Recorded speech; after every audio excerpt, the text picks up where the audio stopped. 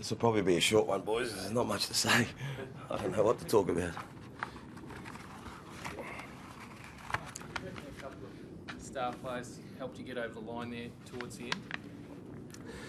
Oh, maybe, but it doesn't usually happen that way. Like, for you to score, like we scored easy goals most of the day. Like that was our second highest score for the year, but didn't sort of feel like a game that you're pleased with.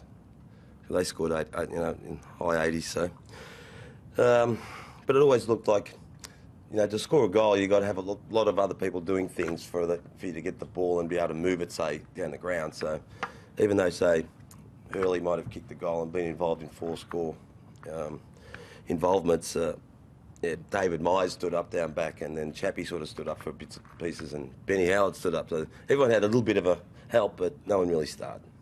How much did Carl Hooker going off throw you out in the coach's box? No, not much. No, they're tall.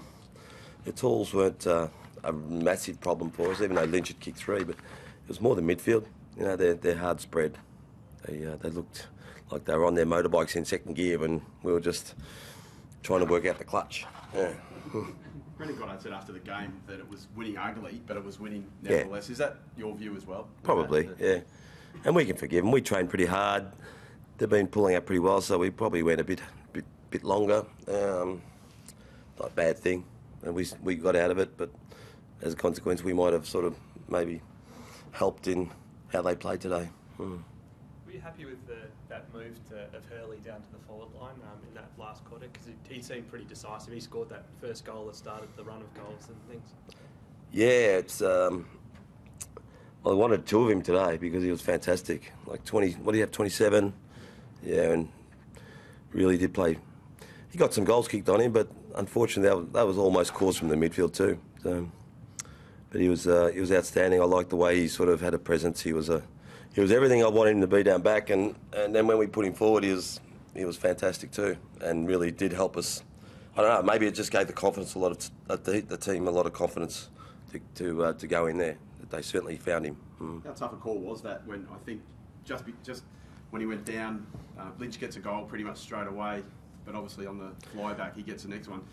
How much goes through your mind when you make a decision like that? A lot. In actual fact, I'd already changed it. No, I did. Did you really? Yeah, I think I might have.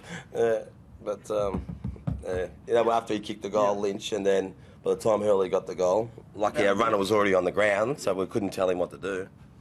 So you would have, so that goal switched it back the other way for you? Yeah, I've got to be honest, luck. You mentioned their midfield.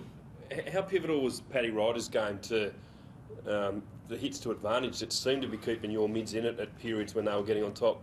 Yeah, he certainly did ruck well, but I still don't think for the advantage he had that we took enough of an advantage from it. Yep. In the end, because they still seemed really dangerous, didn't they? It was either us or them. It was a really clean stoppage game, and so much better as a coach, sitting so much more relaxing when you're in the box, and they can't get it out, and we just flow from it, and sit back. It wasn't one of those types of day today. Is it based on their talent in the midfield that makes it difficult to control, basically? Yeah, you can say, look, they're young, and we don't really know all their players, but if you're a footy head, you know their quality. Like O'Meara's just a super light. I didn't realise, I've watched him a fair bit in the last couple of days, a lot of him, and I've gone, wow, like he's the next thing, isn't he? There's a lot of them. Do you sit back and feel pretty proud for Chappie, how hard he's trying to get through to play another final series and to keep teaching these young kids? You just got to love people who are so competitive, don't you? Yeah. And that's what I love. Yeah, we all love him. Like and then when they're in a game, he doesn't like coming off the ground. He doesn't like getting out of the centre. Like he wants to be where the ball is. He wants to kick the goal. He wants to play footy. He wants to win. It's just, it's great that people still have that attitude. And Dustin's still got it, hasn't he? He's 39. Some people, it just goes. And when it goes, you've got to just finish. But Chappie's far from finished. Mark, that pretty much puts you in the finals with a game to go. Like, how proud is that? Like, considering everything that's happened, all where you've come from. We should be proud. definitely am of the players. I think they've been an incredible group. I think they've been dealt a hand that's been awful. So for them to make it, if that's, it has pretty much guaranteed, it's fantastic for them.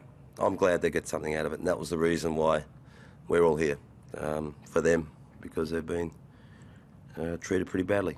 Can you sense an excitement now amongst them? Yeah, I can. Yeah, they're pretty excited.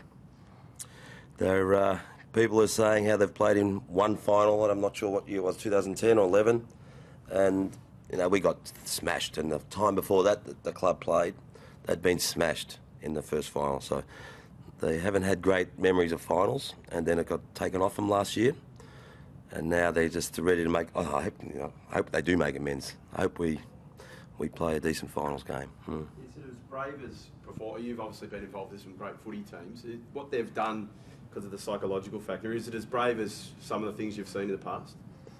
Oh, I've never experienced anything like it. Yeah, not so much pressure on young men. Yeah. I think it's easily understated how much pressure's been on them. We just take it for granted now that we're allowed to do anything to them. Mark, I know you said last week that very easily we do it. Sorry. No, it's okay. I know you said last week that none of the boys had sort of been talking about the court cases and things.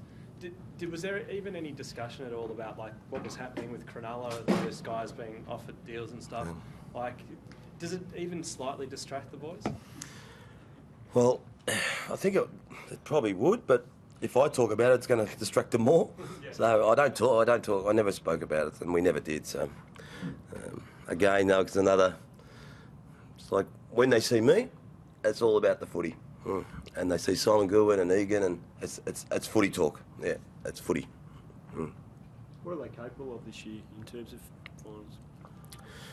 finals? Who knows? We haven't played a really solid four-quarter game for a while, but we had a bit of a patch there with the Richmond and the Sydney game, where we haven't had bad losses either for a while, so we'll be competitive.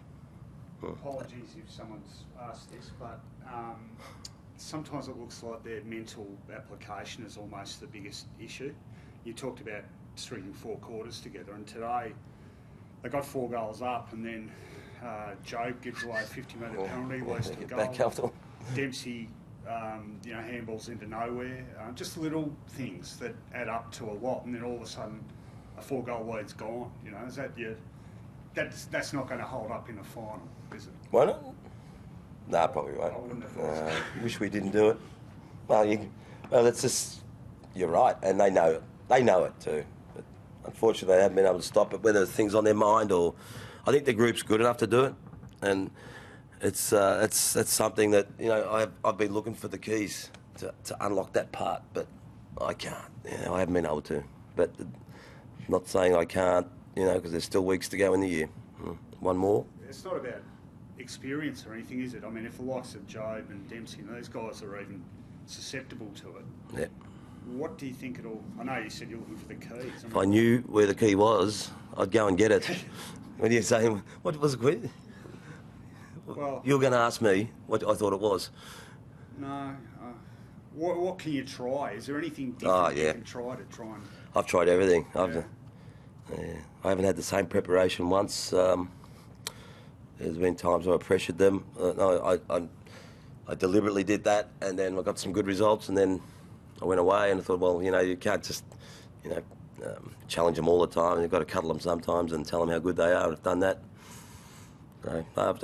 We've exhausted things. We haven't had a year where we're standing still. Again, that's football, isn't it? Boys leave, boys come in, so you constantly got that challenge of, how are we going to get to change certain individuals? How do they learn? What's going to hit their mark? What's going to open up the lock? So taking you back a bit, because, the end of your time at Geelong, you pretty much knew what you were going to get every week. In this group, I work a bit harder. You really haven't got a clue. I work a bit harder here. Yeah, well, you didn't have to do much. I had all the staff all fine-tuned, and the players knew how to play. It's a pretty easy job. I don't know why I gave it up. Well, not the